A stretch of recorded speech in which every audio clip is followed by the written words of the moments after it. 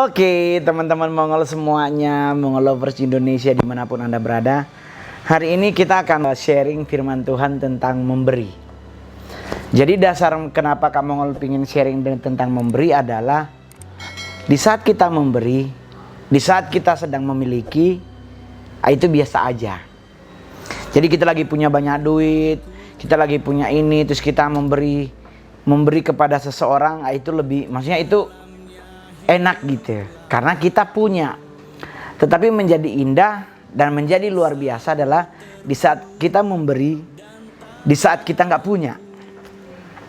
Kayak dulu gitu, Kak Mongol waktu masih hidup di pinggir jalan, Kak Mongol mencoba untuk menyisihkan dari 3 pekerjaan. Jadi dari rumah makan Padang, jadi tukang koran, terus di pecel lele. Dalam sebulan Kak Mongol menghasilkan 1.900.000. Kak Mongol tetap berusaha memberi apa yang Tuhan punya. 10% dari penghasilan Kak Mongol selalu serahkan ke gereja. Dan ingat baik-baik, dalam hal Anda memberi yang namanya perpuluhan, itu harus bawanya ke gereja. Jangan dibawa ke ibu janda, ke anak yatim, jangan. Karena perintah Alkitab di Maliaki 3 ayat 10, bawalah ke rumah Tuhan. Jadi kalau Anda bawanya ke janda, itu bukan memberi perpuluhan, tapi nyanguin gitu, memberi uang jajan saku. Jadi di saat kita memberi, berilah dengan cara yang elegan.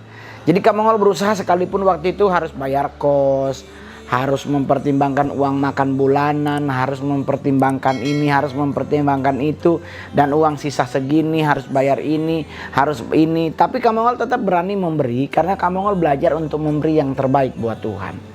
Dan di saat kita memberi yang terbaik buat Tuhan, kita jangan pernah salah atau jangan pernah kaget kalau Tuhan juga akan melakukan hal yang sama. Dia pasti akan memberikan yang terbaik.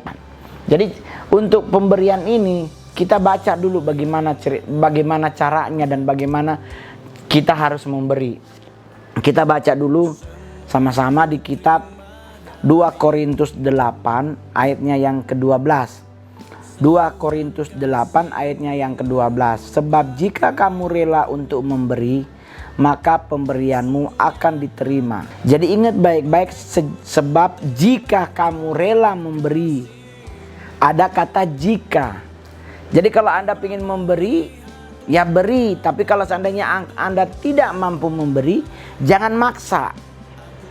Karena kalau Anda maksa berarti Anda memberi bukan dari apa yang kita punya. Sedangkan Tuhan pingin kita memberi dari apa yang kita punya, bukan dari apa yang kita nggak mampu. Ya kan? Alkitab bilang begitu. Tuh, berdasarkan apa yang ada padamu, bukan berdasarkan apa yang tidak ada padamu. Jadi Anda punya beras 10 kilo, Anda memberi buat orang lain 2 kilo atau 5 kilo, berarti barangnya ada di kamu, ada di kita. Tuhan suruh kita kasih beras, sedangkan di kita nggak punya beras, terus kita maksa untuk mengambil dari orang lain untuk kita membantu orang lain.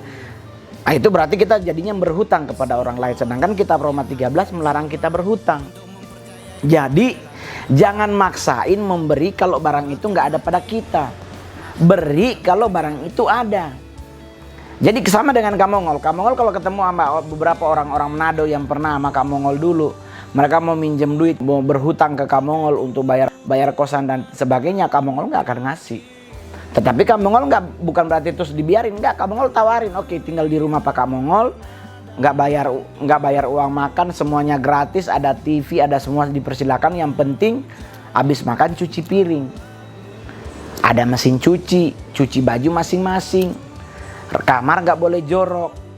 Jadi Kak Mongol tidak memberi uang, karena kalau kita ngasih duit ke mereka, otomatis mereka bisa bayar kos, iya bulan ini, bulan depannya bagaimana? Ya kan, Kak Mongol konsepnya adalah Kak Mongol nggak cuma ngasih umpan, tetapi Kak Mongol ngasih mereka kail. Nih, lu tinggal di rumah gua, syaratnya itu habis makan langsung cuci piring, nggak boleh dibiarin karena nggak ada pembantu di rumah. Dengan ada kemudahan nggak usah uang kos, otomatis yaudah, lu doing something, cari kerja, pergi casting dan sebagainya. Jadi Kak Mongol apa yang ada Pak Kak Mongol berani beri. Tapi kalau Kak Mongol nggak mampu, ya Kak Mongol nggak akan beri. Nah, teman-teman juga begitu. Hari ini hari Minggu kan. Hari ini kita hari Minggu. Bagaimana caranya kita ke gereja? Ya kalau semua gerejamu udah buka, ya udah ke gereja. Apa yang bisa Anda bantu untuk gerejamu, bantulah dari apa yang Anda punya. Anda bisa bantu hand sanitizer, anterin hand sanitizer. Jangan nggak punya hand sanitizer, tapi Anda bilang, oke, saya ngebantunya hand sanitizer. Kalau Anda perginya beli, oke, bagus. Tapi kalau Anda akhirnya minjem, kan nggak jadi teladan buat kita. Kamongol juga nggak benar-benar amat. Sometimes Kamongol lost dalam hal iman, tapi tidak hilang. Kalau sama kayak layangan, Kamongol nggak putus. Cuman agak peper dikit kena angin, tapi tetap bisa dikendalikan oleh Tuhan. Ada orang-orang tersayang, ada orang-orang terkasih yang menegur Kamongol. Brother, udah keluar dari jalurnya Tuhan, kembali. Nah itulah fungsinya hidup kita. Hidup kita dibuat santai, dibuat bahagia. Apa yang kita punya kasih, apa yang kita nggak punya ya jangan maksa. Anda pingin nyumbang 10 juta, tapi kalau Anda cuma punyanya 100.000, ya Anda sumbanglah 100.000. Nggak usah maksa 10 juta. Gaji Anda 4 juta, berarti 400.000 punya Tuhan. Anda mau nyumbang 500, ya boleh, berarti masih ada 3,5 juta di diri Anda. Nggak ada masalah, tetapi Anda jangan janji 10 juta sedangkan gaji Anda cuma 5 juta. Berarti Anda harus minjem 5 jutanya. Terus gimana hidup lanjutnya Anda? Apakah ke warung mau pinjam baras? Apakah kita minjem ke tempat lain? Ya udah jangan, kan seharusnya jangan. Cukupilah dengan apa yang kita punya. Jadi buat teman-teman semuanya, pemberian itu harus dari hati. Di saat hati, pikiran kita selaras, kita memberi pasti akan keluar dalam bentuk senyum manis.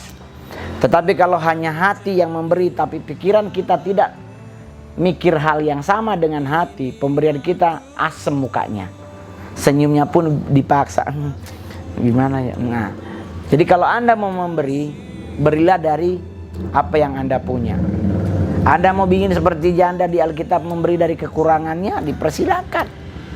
Tapi ingat baik-baik, janda itu bukan gak punya, dia dari kekurangannya, duitnya dia cuma ada 10 sen, ya dia kasih buat Tuhan. Beda kasus kalau dari apa yang kita nggak punya. Kita nggak punya 100.000, kita maksa kasih 100.000 dengan alasan janji iman. Janji iman tidak seperti itu. Janji iman itu adalah sesuatu yang pasti, yang ini Anda beri dan Anda tahu sumbernya dari mana. Tapi kalau Anda memberi sumbernya nggak tahu dari mana, tapi Anda berjanji untuk memberi, lain lagi ceritanya. Seandainya contoh, Anda Anda dapat berkat 10 juta besok. Anda janji mau ngasih 1 juta buat Tuhan. Ya kan? Berarti kan dari kepunyaan Anda. Kan Alkitabnya bilang begini. Kalau pemberianmu itu berdasarkan apa yang ada padamu, bukan berdasarkan apa yang tidak ada padamu. Jadi kalau barangnya ada, sebenarnya kita kerja nih, ya kan? Kerja ada gaji nih plus bonus gitu. Gaji 5 UMP Manado 3,5 juta. Taruhlah contoh segitu. Terus kita dapat bonus 2,5 juta. Berarti kan 3,5 sama 2,5 juta, berarti kan 6 juta. Terus kita ingin ngasih 1,5 juta buat Tuhan. Itu kan berarti ada padamu.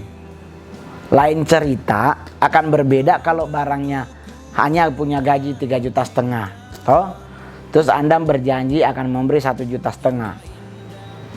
Itu karena Anda pikir bonusnya masuk. Ternyata bonusnya nggak masuk. Dan Anda tetap ngotot ngasih 1,5 juta.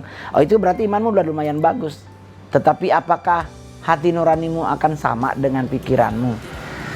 Kan pasti kadang-kadang kan munculnya penyesalan. Aduh, kenapa gua kasih ya kemarin ya.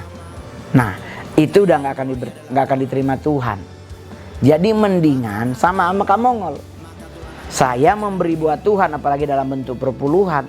Saya ngasihnya setiap kali dapat. Saya nggak kumpul di setahun sebulan sekali. Karena kadang kalau dikumpul-kumpul, tahu-tahu dikumpul-kumpul nyampe 400 juta. Kita udah mulai agak berat ngasihnya. Oh Tuhan 40, aduh gimana ya.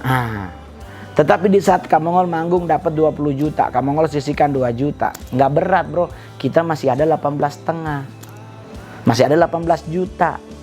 Otomatis nggak terlalu berat. Lain cerita kalau kita punyanya 200 juta terus kita harus ngasih 20 juta. Agak aduh boleh bugem boleh setengah aja. Kan alasan kita akan berbagai macam alasan untuk membuat kita kayaknya berat deh. Tetapi di saat kita belajar taat sama Tuhan, Bukan jumlah duit kita yang membuat kita diberkati, tetapi ketaatan kita lah yang membuat hidup kita diberkati. Jadi kalau Anda ketemu ketaatan, kata dasarnya itu taat. Hurufnya T-A-A-T. Dibaca dari belakang pun sama, T-A-A-T.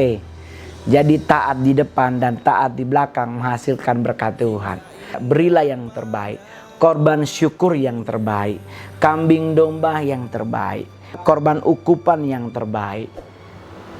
Berikan yang terbaik, maka Tuhan akan melakukan apa yang menjadi bagiannya. Karena Tuhan memberi selalu yang terbaik, tidak pernah tidak terbaik. Jadi buat teman-teman, belajarlah memberi, karena pemberianmu jika dilakukan dengan baik, maka engkau akan menerima berkat yang sudah Tuhan janjikan. Asalkan dengan catatan Anda mampu untuk memberi, dan itu ada pada Anda. Jadi jangan lupa, kalau ini firman memberkati teman saudara atau ada saudara yang bermasalah dalam hal belajar pingin memberi, di-share video Kak Mongol. Kalau Anda yang belum subscribe, jangan lupa di-subscribe, di-like dan di-komen akun YouTube Kak Mongol ini. Dan Kak Mongol akan percaya semua orang yang hidup dalam Tuhan, semua orang yang belajar firman, mereka adalah orang-orang yang sedang bertumbuh dalam Tuhan. Pertumbuhan dalam Tuhan, menyertakan Tuhan, membuat kita akan menjadi pribadi yang sukses. Oke coy, jangan lupa pemberian itu sifatnya dari kita dan itu ada pada diri kita. Oke, selamat hari Minggu, Tuhan Yesus memberkati. Shalom. Mwah.